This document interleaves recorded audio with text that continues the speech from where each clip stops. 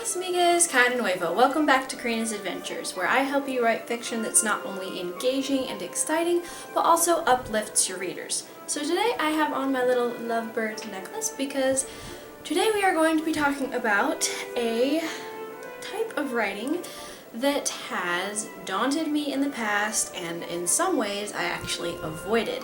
But here lately I've been discovering some ways to write romance in a way that's not only setting up good expectations, but also is uplifting for single young ladies like myself. So let's get into the video about how to write Christian romance that is uplifting for your readers.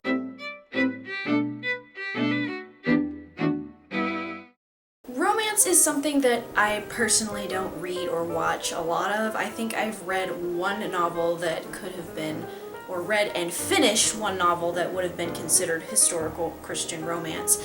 And the reason for that is because whenever you read something, or whenever you write something, you want to be mindful of the expectations that you're putting in your mind or in the reader's minds. This is especially true if you are writing for YA or, young people. And the reason that this is important is because when you read a book, I remember hearing that psychologically, there's no difference between real life people, the way your brain handles and thinks about real life people, and the way your brain handles and thinks about characters. They're all the same. They're all real in your brain psychologically. And so when you read a story, you know that it's just a story, but you're still going to take things from that story, and in some way or another they're going to adjust your expectations for your own life. So as a writer, I feel a large responsibility, especially as a Christian writer, for the expectations that I'm creating in the minds of, the young women in particular that I personally feel like is my main audience.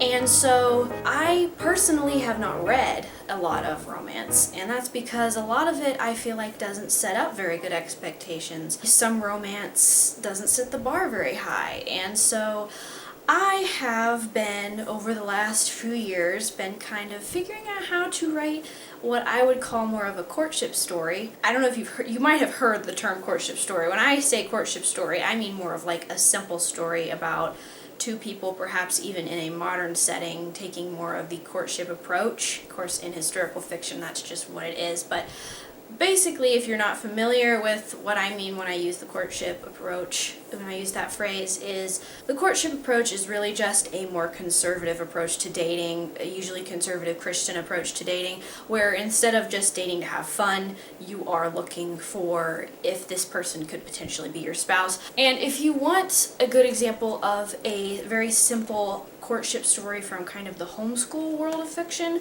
this book, Waiting for Her Isaac by the Castleberry family, was awesome. I read it when I think I was around 16 or 17. It was just a really good, simple story.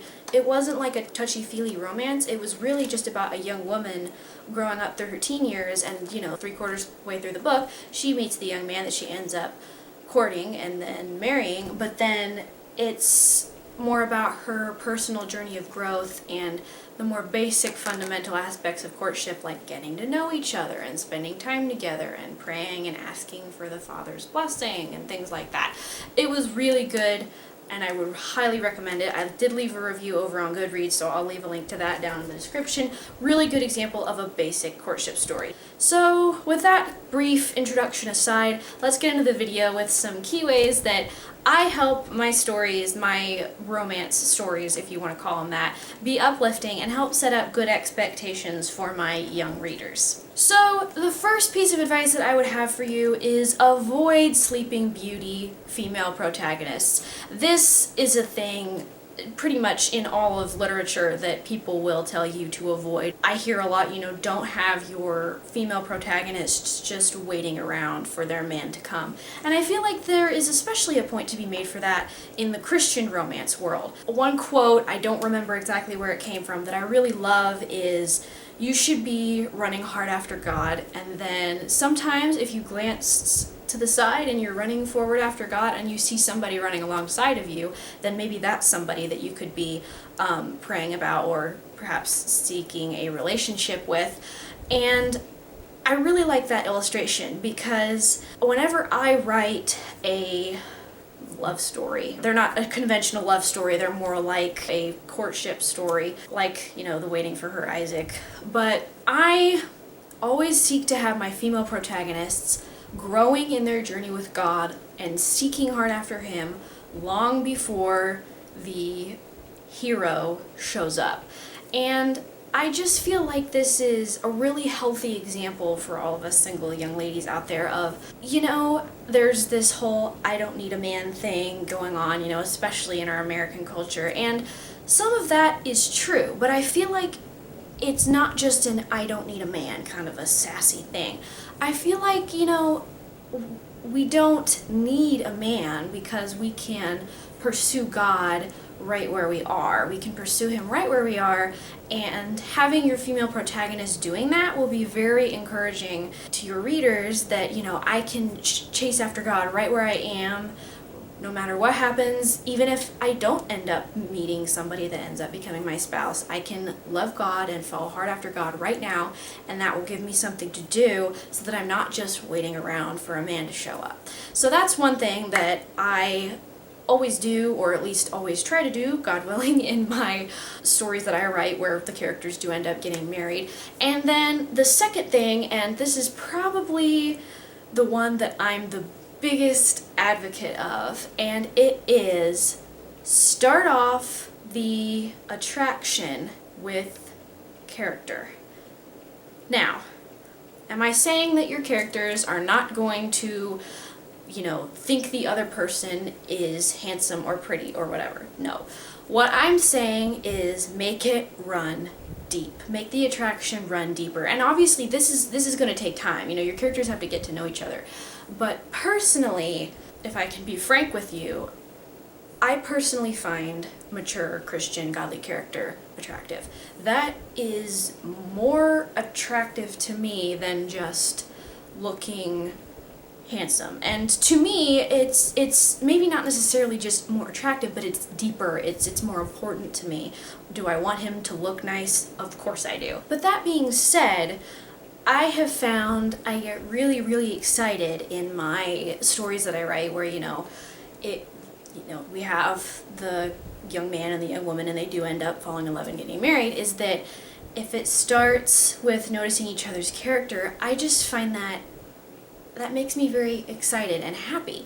And more so than just, he noticed her long flowing hair. I mean, that's not well written. But anywho, I find that very encouraging, and it also will encourage your readers to be on the lookout not just for a cute boy, but for a godly young man, and not to compromise just to get somebody that's, cool or whatever.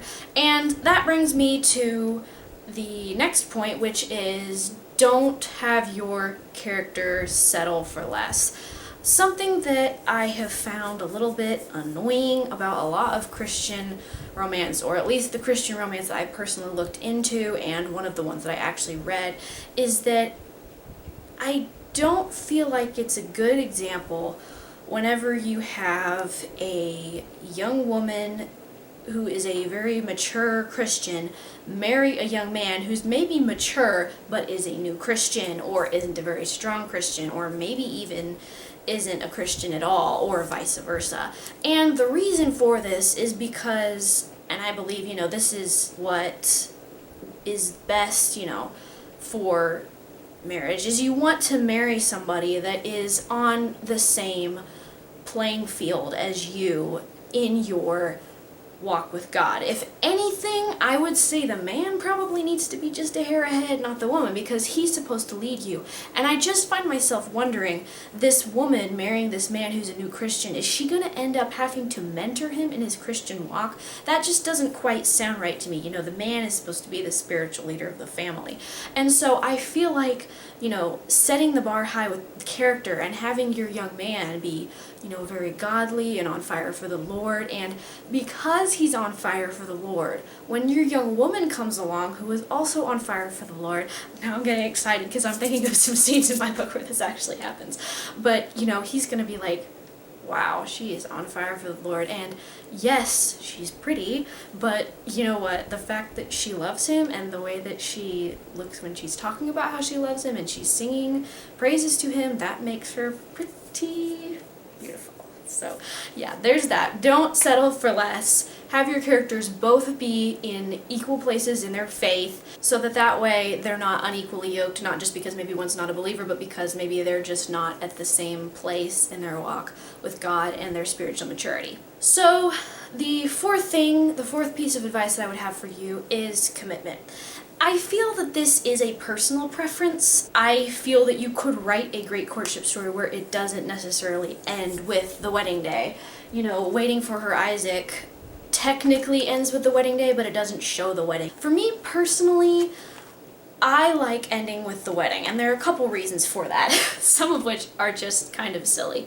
But one, I personally am saving my first kiss for marriage, so my characters save their first kiss for marriage. And sometimes, at least, I have been experimenting with, showing the wedding day, partly because then we can have that kiss scene with still being in, the marriage, because that's something that I personally want to do. Also, I don't like reading a story, or I don't think I would like a story, where it just ends with, we fell in love, we're committed to each other, but there's no further commitment. There's no we're gonna get married.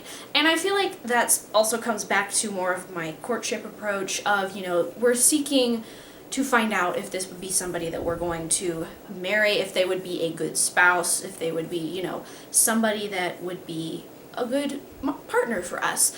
And so I just like it whenever I know, okay, that was the what we had in mind, and now we have this deeper commitment to each other. And personally, I also save kissing for that. Which brings me, I meant to bring this up before the last point, but in line with the keeping it more focused on character, try to keep the descriptions of the physical touching and that to a minimum. This is pretty easy for me whenever I'm writing historical fiction. Now I know some people I feel like make some exceptions and put more modern ideas into their historical fiction, which we all do to some degree, but try to minimize the amount of touching that you're showing, or at least keep it simple, holding hands, things like that. I would recommend not showing too much kissing or things like that. And the reason for that is because that will take the focus away from looking at each other's character, and those touchy-feely things are something that I personally didn't want, to be dwelling on and thinking about whenever I was, as a young woman. I still wouldn't want to be reading a book that has all of those things in it, because that's not something that I want to be focusing on. I want to be, if I ever do get into a relationship with a young man, I would want to be trying to focus as much as I could on the character. Now, that being said, I am an affectionate person, so it's not like we wouldn't at some point be doing things like holding hands. It's just that you want to be careful when you time it. You also want to be keeping in mind how young your audience is. I personally know that for a lot of my books, my audience is probably going to be in the 12 to 15 range, so I want to be really careful about how much, touchy-feely stuff we have going on. And you just want to keep it uplifting by, giving them good examples and keeping it focused on character. And that being said, you know what? You can have your characters hold hands. You can have them, I have my characters side hug sometimes. Depends on historical fiction. Sometimes you can't do too much.